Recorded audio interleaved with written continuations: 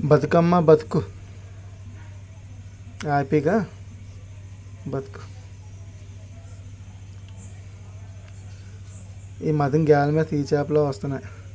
ఇంక ఈ జాతి వచ్చినప్పటి నుంచి మనకి మట్ట పిల్లలు, గొరసలు, సవళ్ళు, చాలా చాలా రకాల జలలు గిల్లలు చాలా చేపలు అన్నిటిని తినేస్తుంది చేప. ఇది రావడం ప్రతి రకం తినేస్తుంది.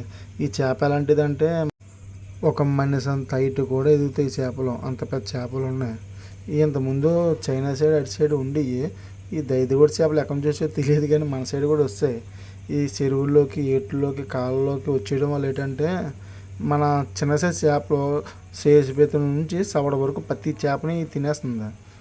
చాలా డేంజర్ చేప. ఇంక వీటి వల్ల సరదాగా వేటకు కూడా వెళ్ళలేకపోతున్నాం, గేలాలు వేయలేకపోతున్నాము.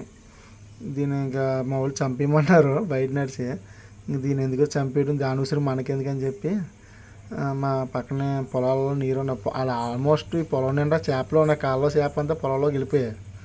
సరే చూద్దాం చెప్పి ఇంక దీన్ని కూడా అందరూ వదిలేస్తున్నాను, కలిసి ఉండే వాటితో అని చెప్పి. ఈ ఆకుమడి నిండా చేపలే ఉన్నాయి లోపల. ఆ కాళ్ళలో నీరు ఎక్కువైపోతే పొలంలో నీరు వస్తుంది, వాటితో కలిపి వచ్చేయి. చూడండి చెక్క ఉంటుంది, అని చెక్క ఆడుకుంటుంది. ఈ పొలం ఇలాగే ఆడుకుంటున్న పొలం నిండా చేపలే ఉన్నాయి. మీకు చేప దొరికితే చంపియండి, వదలకండి నాలాగా.